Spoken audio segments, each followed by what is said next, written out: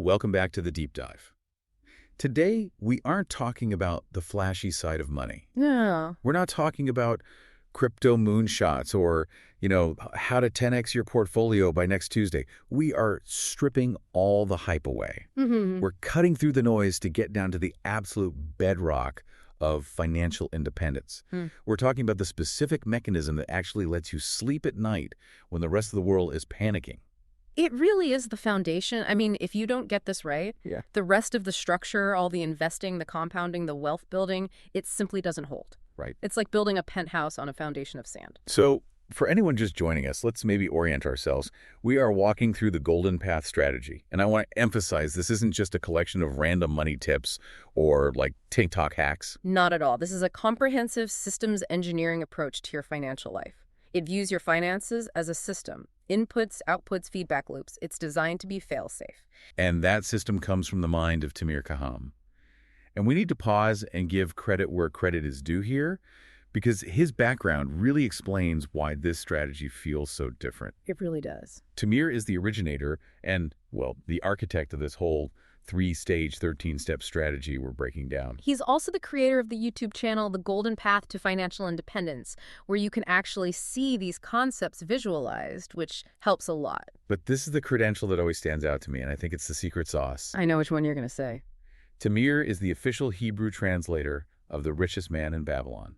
That detail is so crucial. You really see that unique blend in his background throughout this entire strategy. It's this fascinating mix. You have the cold precision of modern systems engineering combined with ancient wisdom that has stood the test of millennia. It's a powerful combination. Think of it like building a modern skyscraper, earthquake-proof and wind-resistant, but using the structural geometry of the pyramids. I love that. It's designed to last thousands of years, not just until the next market crash. And just to be clear, this strategy is specifically for the salaried employee, the person moving from financial dependence to the identity of an asset owner. Okay, let's check our map. We are in episode 6 of this deep dive. We are tackling step 7, which sits right in the middle of stage 2, building financial resilience. The topic today is the emergency fund, building your financial fortress. And in the source material, Tamir uses a very specific metaphor for this step within the rocket launch analogy. We've talked about the launch pad in stage 1, but step 7 is the moment of stage separation. I want to get into the rocket science of that in a minute because it's a brilliant way to look at savings. It is. But first, let's ground this in reality. The source material opens with a scenario called the 2 a.m. heartbeat test. And honestly, just reading it gave me a little bit of anxiety. Good. It's supposed to. It cuts through the spreadsheets and gets to the emotional reality of money. So I want you, the listener, to visualize this with us. It's 2:00 a.m. You are deep asleep. The house is silent. Suddenly, your phone rings. It's jarring. It's the call nobody wants, a medical emergency, a family crisis. Or, maybe it's not 2 a.m. Maybe it's Tuesday morning, and your boss calls you into that glass-walled conference room. Ugh, that room. The blinds are drawn, and they use that sterilized word, restructuring. In that precise second, as you reach for the phone or hear that news, pay attention to your body. What is your physical reaction? That's the test. Do you feel that cold, gripping panic in your chest? Does your stomach drop? Because, for a fact, there is no margin in your accounts. Or do you take a breath? Is your pulse steady? Do you feel a sense of calm confidence? That is the difference between living on a financial tightrope without a net and standing on a fortress. Most people, if they're honest, are on the tightrope. Yeah. They're living on hope. And as we've said before, hope is a terrible financial strategy. It really is. Optimism is a great life philosophy. It's wonderful to be optimistic about people, about the future, about your sports team, but it is a terrible strategy for your bank account. Murphy's Law dictates that if things can go wrong, they eventually will. And they usually happen at the worst possible time. So the goal of this deep dive, and the goal of step 7, is to build the fortress that turns a potential catastrophe into just a manageable challenge. We want to turn a disaster into an inconvenience. Exactly. Now, let's bring in that rocket analogy, because this really explains why we need this fund before we start investing aggressively. Yeah. Why does Tamir call this stage separation? Okay, so think about a massive rocket like the Saturn V or the SpaceX Starship. To get off the ground, it needs that gigantic, heavy booster stage at the bottom. Right. It burns a massive amount of fuel just to fight the initial gravity. It does all the heavy lifting. But here's the key, and this is what people miss about savings.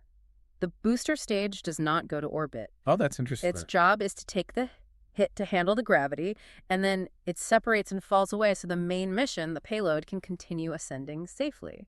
That image of the booster stage is sticking with me. Because when you watch a launch, that first stage is huge. It's loud. It's violent. It's doing the hardest work in the universe, fighting gravity. And in your financial life, gravity isn't just a force. It's entropy. It's the transmission blowing on your car. The HVAC system dying in July. Exactly. It's the corporate merger that makes your job redundant. These things have massive weight. And if you don't have that booster, the main ship has to burn its own fuel to survive. The main ship, your retirement accounts, your long-term assets, isn't designed for that atmospheric drag. If you use your 401k to fix a transmission, you aren't just spending cash, you're cannibalizing the future to pay for the present. Right. The emergency fund is the booster. When a crisis hits, you burn the fuel in that emergency fund. The fund might get depleted, it gets left behind, but the rocket keeps going up. That is such a critical shift in mindset. This money isn't extra savings. It's peace of mind in liquid form. Yes. It allows the asset owner to operate from a position of strength, not desperation. Without stage separation, the rocket never escapes gravity. If you don't have this fund, when a crisis hits, you crash. You have to raid your investments or go into debt, and the mission fails. Okay, so we're building a booster stage. We're building a fortress. But there have to be rules. Right. You can't just stuff cash under a mattress, and you can't just put it all in Bitcoin. Absolutely not. The Golden Path gives us strict rules for this. Okay. 3 rules, to be exact. And rule number 1 is the one that trips up the most smart people. Protection, not performance. Oh, I hear this one all the time. But hold on. If I have, say, $15,000 sitting in a generic savings account, and inflation is running at 3 or 4%. Yeah. I am technically losing money every single day. That hurts. A lot of listeners are going to look at that and think, I'm being responsible, but I'm getting poorer. Yeah. Is the fortress worth that bleed? It feels like a bleed, I know. But you have to look at the alternative. If that money is in the S&P 500 and we hit a recession, you might lose 20% in a month. Inflation taking 3% over a year is annoying. The market taking 20% right when you lose your job is catastrophic. The goal of the emergency fund is to beat chaos, not to beat the market. So you're basically paying a stupid tax to inflation to avoid the catastrophe tax of the market. Well, I wouldn't call it a stupid tax. Think of it more as an insurance premium. Okay.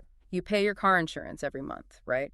Do you get an ROI on that? No. You pay it hoping you never use it. Yeah. The loss to inflation is the premium you pay for 100% stability. That's a fair point. But the source material does offer a nuance here, right? For those who really hate seeing zero returns. Right. Protection doesn't mean you have to earn zero. You can use high-yield savings accounts or HYSAs or money market funds. These often yield close to the inflation rate. Okay. But, and this is the big, but they must be immediately liquid. Which brings us to the whole market correlation danger.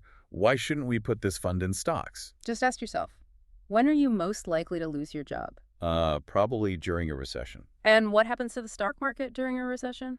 It usually tanks. Exactly. So if your emergency fund is invested in the market and a recession hits, you lose your job and your safety net has simultaneously dropped by 30%. Wow. You would be forced to sell your assets at the absolute bottom of the market just to survive. That is the opposite of financial resilience. Oof. Yeah, that's a nightmare scenario. Selling low because you have to eat.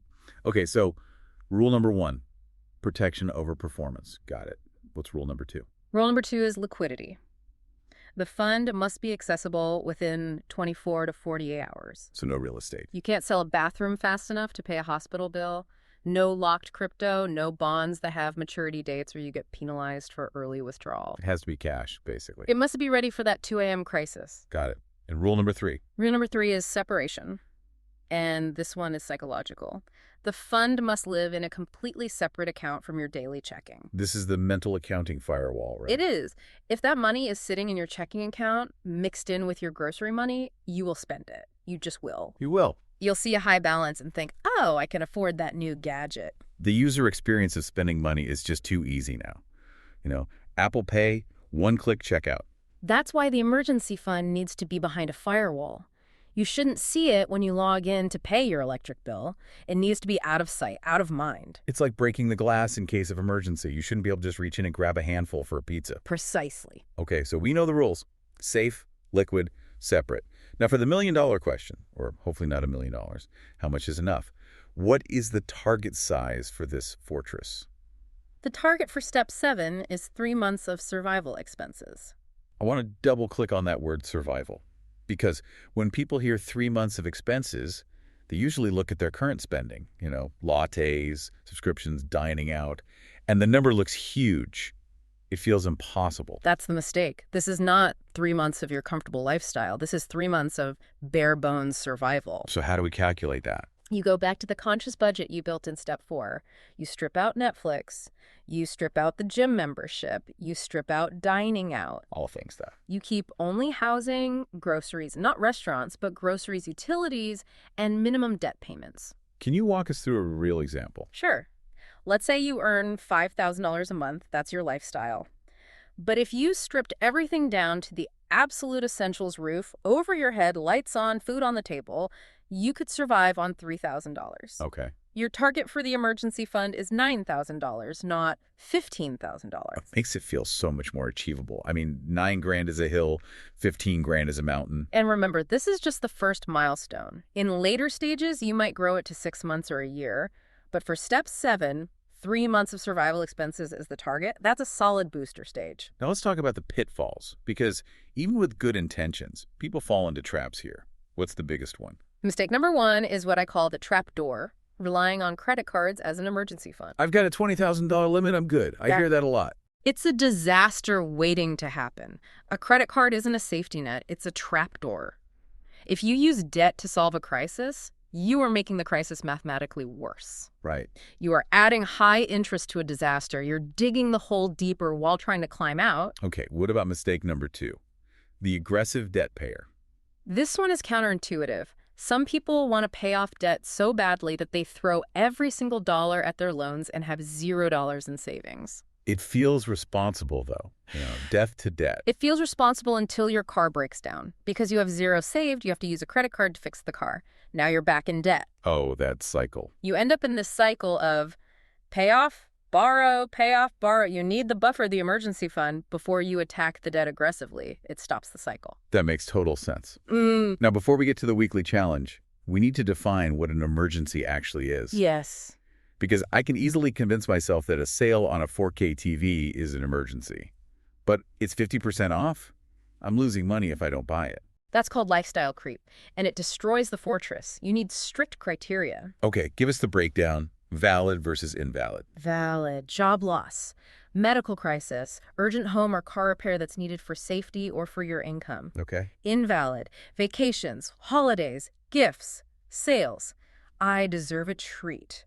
If you raid the fortress for Christmas gifts, the fortress won't be standing when the transmission blows in January. Tough love, but necessary. Okay, let's unpack the action plan. We want our listeners to actually build this. What is the weekly challenge? We're breaking the inertia this week. Step 1, open a separate savings account immediately, like today. And step 2. Name it intentionally. Don't just call it Savings Account 2.